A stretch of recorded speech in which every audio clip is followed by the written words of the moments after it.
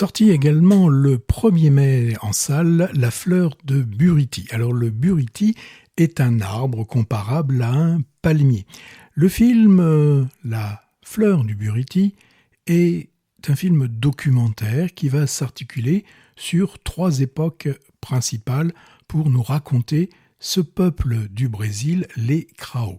Donc 3 parties qui sont racontées dans ce film. La première se situe dans les années 1940 lorsque des agriculteurs qui cherchent à s'accaparer les terres vont massacrer quasiment l'intégralité de ce peuple. On a une deuxième partie où là on a plus d'éléments qui ont été des photos et des films. On est dans les années 60 où là aussi ce peuple a dû se battre pour préserver son territoire. Et enfin, la troisième partie se passe il y a quelques mois, c'est encore sous le président Bolsonaro qui, ne l'oublions pas, a été l'instigateur de destruction importante de territoires de ces peuples d'Amazonie.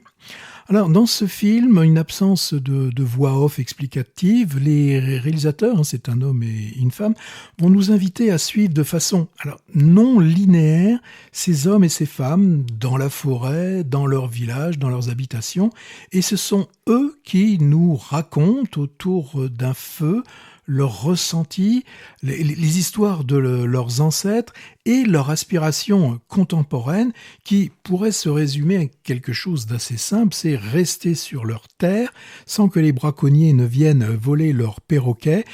Ce peuple aspire simplement à pouvoir vivre tranquillement comme ils le font depuis la nuit des temps. La fleur du Buriti a été tournée pendant une quinzaine de mois dans 4 villages différents de ce peuple indigène du Cracolandia. La narration, dont je l'ai dit, est assez intéressante puisque il y a beaucoup de récits historiques qui ont été transmis oralement et là qui nous sont redonnés. Et aussi, on a donc l'observation faite par les réalisateurs de ce peuple qui souhaite simplement, comme je l'ai dit, pouvoir vivre tranquillement sur son territoire. Alors, le film dure 2 heures.